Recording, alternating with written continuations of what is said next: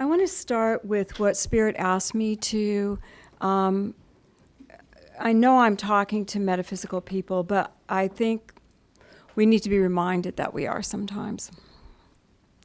So, what I heard very specifically was, do we really live like we believe the story of the death, burial, resurrection, and ascension? Do we really live that idea that spirit does create matter and can, we know the story, we know the details of the story, we know everything about the story, and we believe it, but do we really live it? And they asked me to ask you, this Easter, can we make it a part of us and not just a story of human brutality and spiritual triumph? Because that's how it has been given to us over the years. This should be a story of one who walked outside the path of man and lived in the oneness with God, and one that we are following. And I was asked to share this briefly with you. This is a Cindy 30 years ago or more. I was at a little weekend festival thing, small, with people from all over the U.S., and it wasn't that many people, but they were from all over the U.S. And it was just a community of metaphysical gathering. And there was a gentleman there who was very, very joyful, and I did not really connect with him personally. He came with a group of friends from up north, and it was just a wonderful little day, and I went home. I got a call from him about a year later, and he said, Cindy, I'm coming through. I remembered him because of his energy and his name. He said, I'm coming through Atlanta, and I need to talk to you. And I said, okay. And so he made an appointment, and he came to my office, and he sat down, and he said, okay, I need to tell you what happened to me. And he proceeded to tell me a story of how he had been in a situation where he literally saw matter move in a way it shouldn't have, that saved his life. And I listened to him, and he said, I just needed to tell you because I knew you would believe me. He lived in a metaphysical community up north, and he didn't really know me, but he knew I would believe him. He knew I knew that's what matter does. Do you hear? Can we be the ones that can understand this? Can we be the ones that are safe to talk to about these things? We may not be at the level yet where we can command an apple to appear and it appears, but we certainly are at the level where we can say, God, I need an apple, and an apple will find us. We are there. We understand. Can we live it? Can we really start being it? So that was a challenge from Spirit this morning. Bring you up to speed with Jesus. In the beginning, when we first inhabited the planet, we got so involved in what we were doing, we turned away from God. And that's our Metaphysics of Christmas story. We all got involved, our egos got born, and we were all involved in what we were doing. We started competing with each other, and we needed light, and we needed light. And we turned away. When we turned away, a veil was created, a veil between us and Father, Mother, God. He was still in us and a part of us, but we could not connect. And could any of the light beings who wanted to incarnate to help, when they were born, they had to fall asleep to be born, because this was a place of sleep. You couldn't remember you were God's child. It took a high being of light, one who had mastered this earth plane, to come down and remember he was God's child. And that's where his story began. He brought to the planet a knowing of God, a knowing of God. And he lived that knowing, and he taught, and he healed, and he lived that knowing. I loved David's service in February, talking about the known and the unknown, that Jesus' walk in the divine, he knew. He knew God. It wasn't until he started to prepare for the crucifixion that he went into the unknown. He had to go into the level of consciousness of man. So he lowered his frequency in a way that he had not done before. And that was a beautiful service. It helps us really understand this divine being who walked, he taught, he healed, he opened hearts. People who knew him loved him. People who heard him, their hearts opened. But he was working in a small area. They estimate that his followers were 300 maybe. And he taught, and they taught, and they taught, and they taught. But he was giving them his life force. But he knew the gift he had to do was break the veil. He had come through the veil, bringing the light of God. He had to tear the veil. And that meant he had to go onto a higher plane of existence. So we had forgotten we were children of God, and we needed to have that connection back with the divine so we could remember. I was guided to share with you a few of the commandments that he gives to his disciples during the, remind you, they had the Passover supper. They went to pray at Gethsemane. He was arrested at Gethsemane. He was tried 5 different trials from that night to the early morning. He was crucified that early morning, so it happened like that. And he died that day. So this is happening fast, and this is what he's telling his disciples right before they go to pray in Gethsemane. What would you say to your devoted 12 if you knew tomorrow I will not be here? He had been teaching them. He'd been loving them. Tomorrow I'm gone in this human form. What do I tell you? I've taught you and taught you and taught you and taught you. What do I say at this last minute? So I wanted to share these 3 things that he says. This is chapter 161. He says to them, the hour has come. He said to them, for 3 years, my hour has not yet arrived. Now he says the hour has come. He said, I give you a new commandment. As I love you and give my life for you, so shall you love the world and give your life to save the world. Love one another as you love yourselves, and the world will know you are sons of God, disciples of the Son of Man whom God has glorified. Love, I love you, I give my life to save the world, to rip the veil, to open the veil. You, I want you to love too, to make spirit more important than matter. That's what he was saying. Not give your life in suffering, but make spirit more important than this world. Make your essence and your connection with God more important than this world. Do as I am doing. That was what he said. The first commandment, love one another, and the world will see the love in you. Okay? Then he said, I am going to prepare a place for you. Where I'm going, you cannot be. Where I will go to prepare a place for you. And in my Father's land, there are many mansions. If it were not so, I would have told you. There are many beings of light, but I'm going to prepare a place for you. If you follow, you can go to that space where you can connect with God. And I'm going to do that when I give my gift. So this is what I'm going to give to you.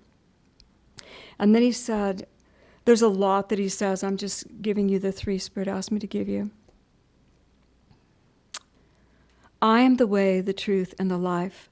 I manifest the Christ of God. No man can teach my fatherland or can reach my fatherland except he comes through me, with me through Christ. That means I'm manifesting the God in me. You manifest the God in you. That does not mean become a Christian. It means become a God child. Be aware of your divinity. Be aware of who you are. And you will find that way, that connection with God. Let your divine spark open, and you'll find that connection with God. It doesn't matter what label you put on yourselves as far as your faith. You're going to find that when you open your heart to seek God in it and your own divinity. You guys with me? Okay. So he leaves them with this. It was very important that he prepared them for what was going to happen, because they couldn't go about now telling everybody that they had to be like him. You know, they needed to go and share the light and let people take in what they could take in. All right. The 5 trials, you could see his light get smaller and smaller. The first one he responded to, this is in 165. the second and third, he quit talking. Of course, they are beating him as he goes. The crime that he has committed of doing that ensures he will be killed. This is the crime that he did. He blasphemes God. He says he is Son of God, and he and God are one. For that, for those words, the Jewish faith said, okay, that's a blasphemy against God. The Romans probably said that's a blasphemy against God. Everybody probably said, yeah, that's a blasphemy against God because we are not children of God. That was the difference. That's what happened. He said, you're a child of God. I am a child of God. We are children of God. For that. That sealed his fate. They were stoning him on the way to the Calvary, and a man named Simon of Cyrene took his cross when the Herod's guard said, "We'll crucify him." Took his cross and carried it for him. He was surrounded by people of heart every step of the way, even though he could no longer carry the cross, even though he was experiencing humanity at its worst. He was in the darkest of the dark of consciousness. He was experiencing the anger, the fear, the hatred, the brutality of man against man. He was receiving that. Yet around him were people who still saw his love and who stepped forward. We know the women were there. We know John, his disciple, was there. John was the only one of his disciples that was there. The rest were in hiding. Because it happened so fast, you guys. It happened so fast. Even in his deepest point, love was around him to help. We know the story. We know that it says when it was noon, high noon, the sun was completely dark. And then about 3 hours later, it says he said, it is done. And the Roman soldier pierced his side, and then he was gone. When he left, when his spirit left his body, in all the scriptures it says people saw people walking from the dead, people saw strange things happening, everybody was afraid. But in the Jewish temple, there's the inner sanctuary that no one is allowed to go in unless you're a priest of certain rank, highest priest. And there's a veil that separates it. And that veil was torn. So in that moment, not only did he take a Christed light to the depth of human despair, he also literally tore the veil that kept humanity from their inner highest God worship. He tore the veil. And we don't know if it was in that moment when his body lifted or in the ascension, but his energy bathed this planet with such a vibration that we can now touch him, access him, and receive all the love that he was giving to the people one at a time. And if he had not done that, if he had not left his energy with us that way, we would still be through the veil. We'd still be on the other side of the veil. You guys with me? Okay.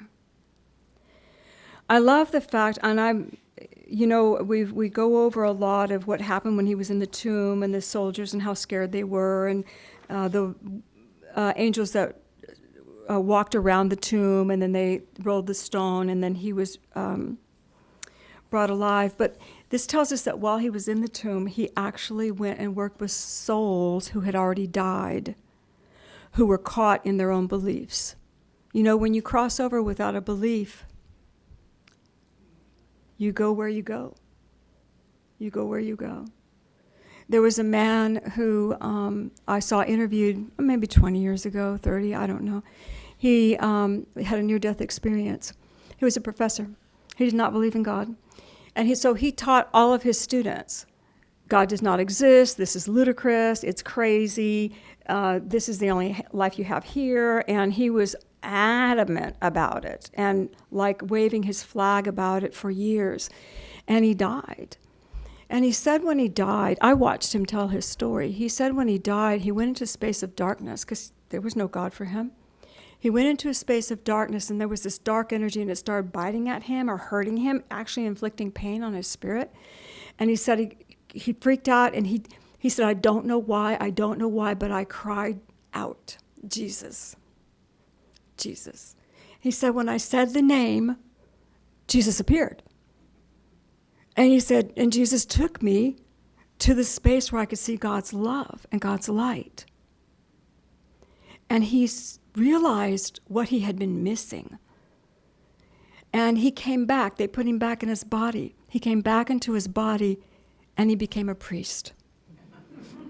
And he was a priest when they were interviewing him. And he was lovely, and he had the kindest heart. And he seemed so like, I have to undo what I've done. He can't go back and find every student. But he had to undo the message he'd been giving, that there really is God. But I want you to see Jesus was the bridge for him. The bridge. If he didn't have any other knowledge, what would have happened? I don't know. I don't know. Angels always try to help, but I don't know.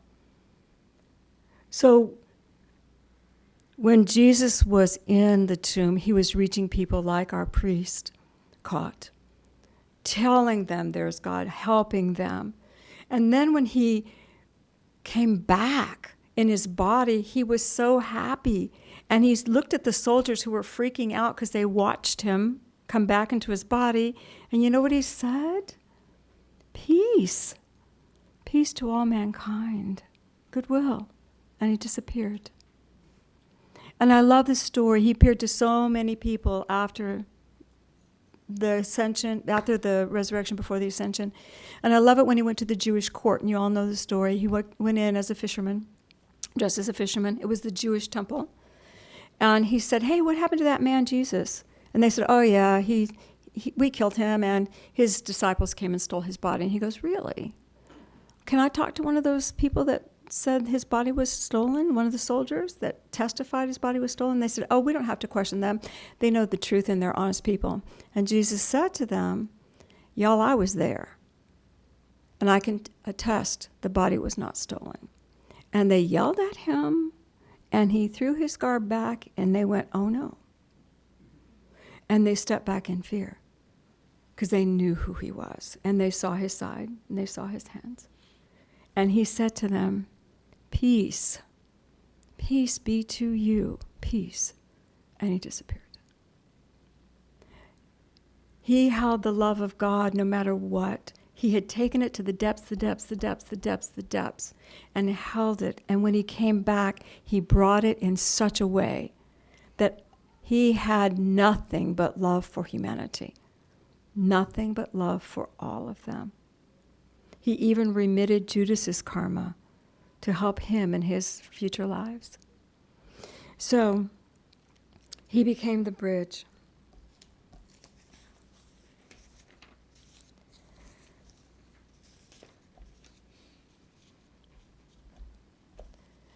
We talk a lot these days about a dimensional shift.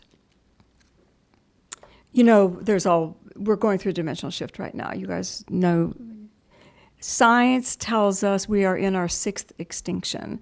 The planet is in extinction right now. Man created, yes, but it is happening, and it's happening very quickly. Read your science. It won't affect you, but it'll affect Hazel's children. It'll affect my great-grandchildren. It'll affect them. The world will be different. That is a shift in reality with matter. There's also so many people talking about a dimensional shift that's going to occur, where our consciousness shifts. When Jesus gave his life, that was a dimensional shift. He baptized the earth with such a radiant energy of pure love. It has held all this time. And anyone, no matter where you are, can access it, even if you don't know anything about Jesus. Even if you just open your heart for help, for love, for God, that energy can come to you. It doesn't come by theology. It doesn't come by a prescribed method that you have to adhere to. It's simply theirs by asking. When you ask, it is there. They teach a lot that the value of the ocean is in every drop of water. God is in every human that walks. Can that drop of water remember it's part of the ocean? That's where we are. Can we remember we're part of that ocean? And then can we begin to do what he said we would do? Jesus said, because I go, I'm opening up a great thing for you guys. Because I go, everything I do, you shall do in greater. We've heard that, haven't we? We believe that, don't we? Do we do it? Do we ask? Do we try? And I'm not saying do it, I'm just asking you to think about it, that it's yours if you choose. Everything I do, you can do in greater and more, because I have gone, and if you ask, I will come and help you. That spiritual reality that we are held in such a globe of love, that's a spiritual reality that did not exist before him. I don't know what it would have felt to live in a world without Jesus' presence, because I have known it since I was born. That's just who I am. That's what I brought in. It's who I am. I don't think I would like living in a world where God wasn't easily accessible to me. I don't know that I could. I don't know that I would live. So we don't know the challenges of the people before the veil was torn. But it's time for us to recognize the opportunities for us after the veil is gone. And be child of God. Whatever that is for you. Be child of God.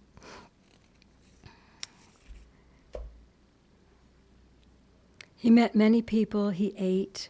He did many things. He went to Mary and Martha and Lazarus and sat in his chair and talked to him about everything as a friend. And he said, I'm going to be your friend forever. I'll be with you always. He told the masters that he brought immortality to light and painted on the walls of time a rainbow for the sons of men. And what I did, all men shall do. If we can simply do that gift that is ours to do, whatever that might be, we are walking that path with him. Maybe ours isn't to light the sky. Maybe ours is to sing a song. Maybe it's ours to do something else that works on small little ways, planting seeds.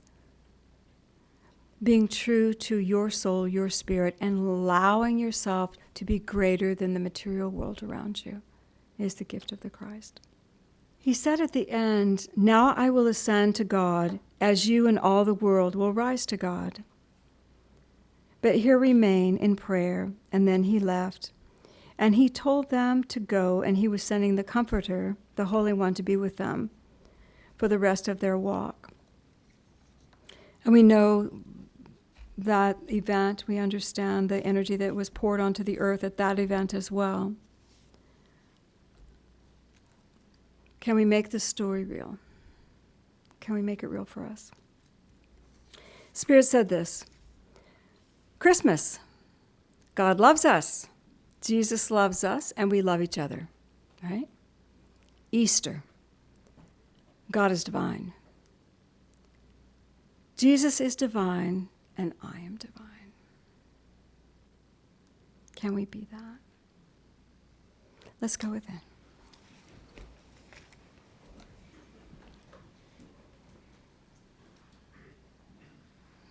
Just take a breath and feel that beautiful love of God just engulfing you.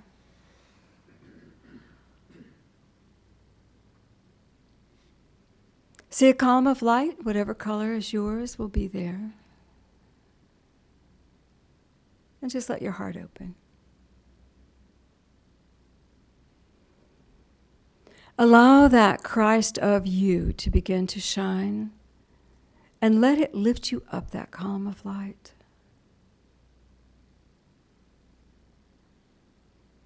Find yourself just lifting into a greater space. Whatever it looks like is fine.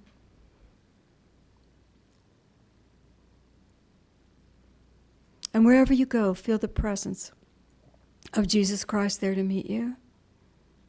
Feel the presence of love all around you.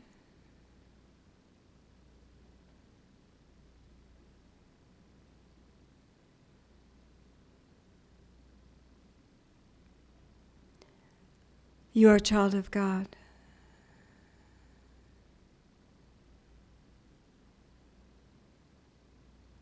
Take Jesus Christ by the hand. You initiate. Take his hand. Thank him for the blessing to the earth.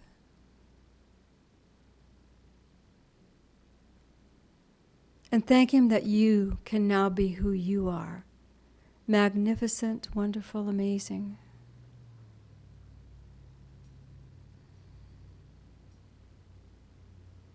And become aware of all of the beings on planet Earth that know they are children of God. And see their light shining. See that this earth is populated with people who truly know they are children of God. And see all of those lights coming together, just becoming a beautiful, radiant ball of energy. This is the gift of the Christ. And we let that ball of light just shower Mother Earth, all mankind. For all our children.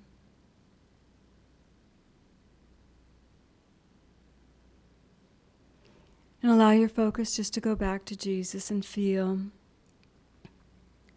gratitude, love, and a willingness to take your next step.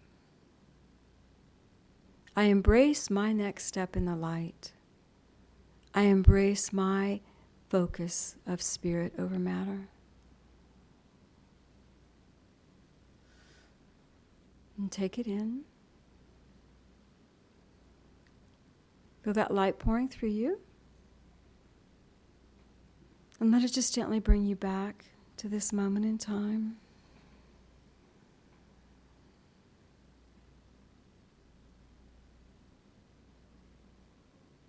And when you're ready, gently open your eyes.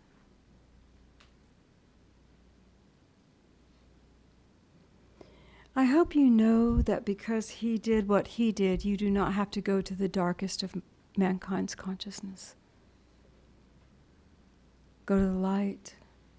Be who you are. I want to close with this. Again, 30 years ago, oh my goodness, it's been trips down memory lane today. I actually saw Jesus' face. We were doing a meditation for healing Mother Earth's waters. And I was lying on the floor at InnerQuest in Roswell. And there was a face that appeared in front of me and two men on either side. And it was as clear as day, three-dimensional, never seen it before. I'm getting in my chi, trying to heal Mother Earth. And I see this face looking at me, and my thought was, oh my God, he loves me. And I said to him, I got to go heal Mother Earth. And that is what I said. And so I'm back in the meditation. I went, wait a minute, that was Jesus. Seriously. And, of course, I couldn't get back there. And I've looked for the face of Jesus. And, there's pictures and drawings and stuff. And and I love Glenda Green, Love Without End, and her painting of the lamb and the lion here. This is the man I saw. She also did this painting. It's on a little bookmark. And I went, oh my God, that's the face. That's the nearest to the face I saw looking at me with love. So I called them and I said, I need them. So I ordered some for you guys.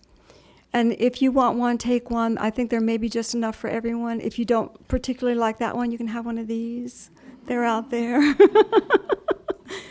But to me, it is a reminder he was a man and divine, as are we all. As are we all. Our elder brother, our whatever, however you want to call it, there is no denying he changed our lives. So say, Yay God, and Happy Easter. And these are, there's a little basket of them in the foyer. Help yourself.